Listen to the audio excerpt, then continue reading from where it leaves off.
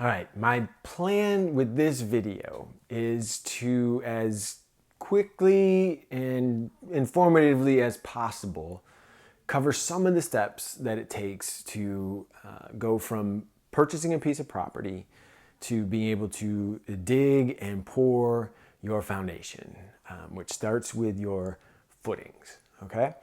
I can't cover everything. I'm going to give a little bit of examples from my experience of doing this within a city, a municipality, a city, and then now going through it in a county. And there's some differences there, which I'll cover. But I'm gonna save the kind of prepping, the conversation about actually like the work of clearing and the work of prepping, being ready for an excavator. I'll save that for a different video. So I can't do that justice here. I just wanted to talk about some of the things, mostly like the paperwork things that you have to do in order to get to that point. All right. Now, also another disclaimer, if you are purchasing a piece of property or have purchased or own a property that's outside of the normally sort of the developed areas that have services installed already, like water and sewer and electric, then I don't have much by way of help for you. I understand in theory what it takes to install a septic system or a well. I have family that live with those realities. I just don't have the experience of doing it, of getting permission to do it, of installing or doing any of the work or what it costs or anything. I just don't. So there's probably other places you can go for that, all right? But that's just not. So I'm going to assume that if you are continuing to watch past this point, that you are interested in knowing what it takes to take a piece of property that has services available, public services available to it, and go through getting permission and preparing and being ready to kind of prep the lot, get an excavator to dig if you need it, or and go from there and continue on the construction process. Okay, all right. Basically, the very first thing I would do, and that I do, is assume that I'm going to start disturbing the property enough that I need to know, or just out of curiosity for planning, like when I'm, drawing my plans up or planning where the water is going to enter the house or where the gas is going to enter the house. You need to know where that stuff is on your property, right? So you could do this even before. Sometimes I have done it before I even purchased the property. You call a number or go to a website called MissDig, MISSDIG. Find the one for your state. Just, Google will help you there, or you can call 811. That's it. From any phone, you can call 811. And with your address, you can request that all the services be marked. You just tell them what you're doing, new construction or land prep or whatever. They want to know, kind of what's going on, and just tell them to mark everything. Okay, it's not very hard. Just read it carefully, and when in doubt, just mark everything. And then they'll come out. They have 72 hours to do it, and then you know where it is. And if you happen to uncover something that they didn't mark, then it's not on you. It's on them, because you did what you were supposed to do, and you called and notified that you were going to start digging or clearing or whatever. Okay, so do it. You just have to do it. From there, depending on what the process is for how to get a building permit in your area, you might need to start right away, depending on when you want to start, or you just might need to know that it takes some time to do that in some places. For instance, when I got the permit in the city, I had to submit multiple copies of plans. I had to submit truss documents, both because I had floor trusses and ceiling trusses. I had to submit an energy audit up front. So I had to hire someone that, I could have done it myself. You can do it if you want to really hunt down that information. There are some calculators online and things like that you can do. But I also needed what's called a blower door test to measure how tight or well air sealed the home was. So I figured there was a kind of a package. Anyways, I hired that. So I needed that data. to go along with it. And I handed that all in, and they took some time to review it, and then we had to sit down at a meeting and while they went over some marks, that they made and some requested changes. Not very much, it wasn't that big a deal. They had some very strong opinions on how I put my porches together, because those are sometimes up for interpretation as far as what the code says. It's not as well defined as the actual house structure. All right, so they had some opinions for an open screened-in porch, and that was fine. It was nice to know all that ahead of time, so when it came time for inspections, there wasn't any surprises. I knew what to expect, and it really helped me avoid having to redo any work or having to have re-inspection fees or all that kind of stuff. So I actually kind of liked that, even though it took more time and effort to get that building permit. But it's work you have to do anyways. And I think it saved me time in the long run when it comes time to knowing what to expect when the inspectors came. All right, so that's not the case here in Greenville. I was able to just fill out the building permit application. They don't require any plans. They don't require any energy, things. They're just assuming that you're going to build it to code. When they come out to inspect it, because you got to go through all the same inspections, when they come out to inspect it, they're just expecting that you'll have done what is needed. Now that's honestly a little concerning to me, because knowing that every inspector kind of has their own, and plus I'm building in an area where I don't have as much experience down here further south versus in Michigan and things like that. I know the code well. I know how to build well. I generally build well above what code requires. So I'm not too concerned about it necessarily, but there are some places. I am putting another screened-in porch on. So I think, and this is a good idea for you too, I think anyone, it would be a good idea to just get on the phone with your inspector, have a quick conversation about what you're planning to build, and just ask if they foresee any, or if they've run into anything, if there's anything, guidance they can give to help the inspections go smoothly.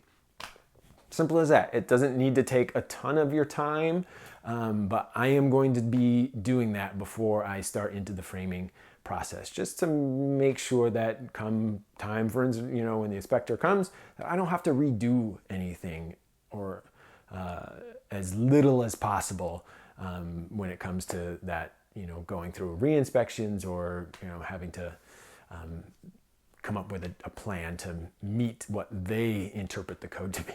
So that's good advice, I think. All right, the other things I had to do, in both places, I had to start the process of figuring out how I was going to get the services from where they are near the street usually, right, into the house. So whether that costs, sometimes that requires extra permits, sometimes that requires extra costs, sometimes that requires some extra planning, all right? I can't go through all of that with you, although when we go through that, I will probably include that in some future videos. I'm just saying, to get your building permit, you might have to go through some of that just to get the permit. So in the city, it wasn't that big a deal because the city actually handled, they handled the water, the sewer, the electric there actually as well. Not the gas, but that was no big deal. So I just had to call and make sure that they had services to the property and just make sure that there wasn't any special permits or permission that I needed. And there was fees for connecting, but it was I didn't have to, any additional permits weren't needed in the city. Here in the county, there are. So the way that they handle the sewer and the wastewater treatment around here is just a little different. They have sewer sub-districts scattered around the county, and then they have one overarching water treatment organization. And I had to get a permit from both of those places. And just for reference, it wasn't very hard, but just for reference, this pink sheet is my permit for my connection to the sub-district, the sewer sub-district, which is the smaller kind of that maintain the actual infrastructure for it's called the Berea sewer sub-district, all right? I just had to go in and fill out this little piece of paper and write a check for $750. That was it, and I walked out.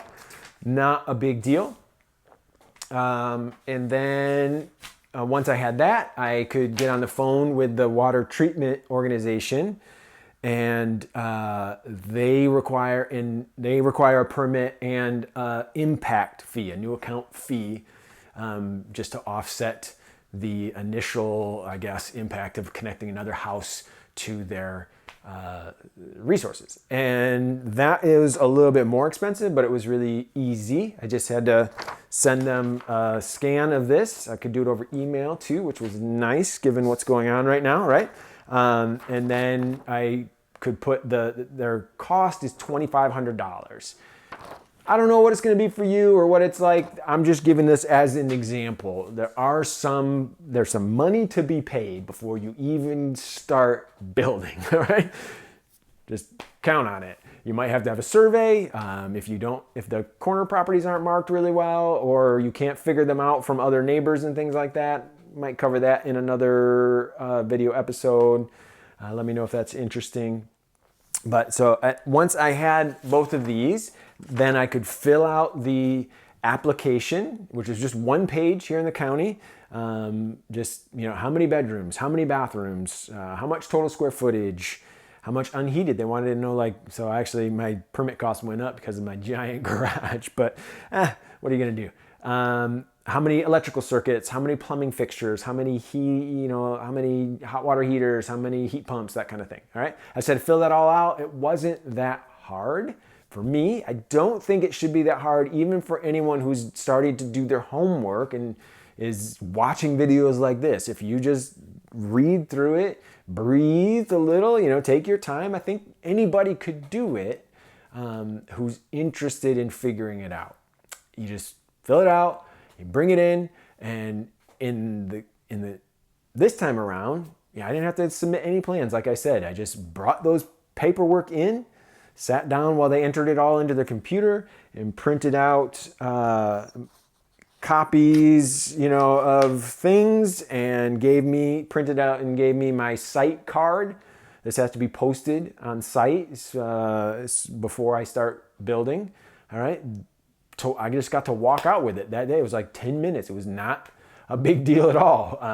Kind of, in some ways kind of amazing. In other ways, like I said, I actually might prefer a little more interaction around what they expect at this particular building department, but we'll get there. All right. The cost here was $886. I think that's roughly in the ballpark of what I paid in the city. It might be a little bit more because of the big garage. I don't know, but I think that's pretty, common based on the size. It's all based on what you're building. So you're building a bigger, more expensive house, you expect to pay more. Building smaller or less expensive. Here in the city of Holland, it was based on the value of the build.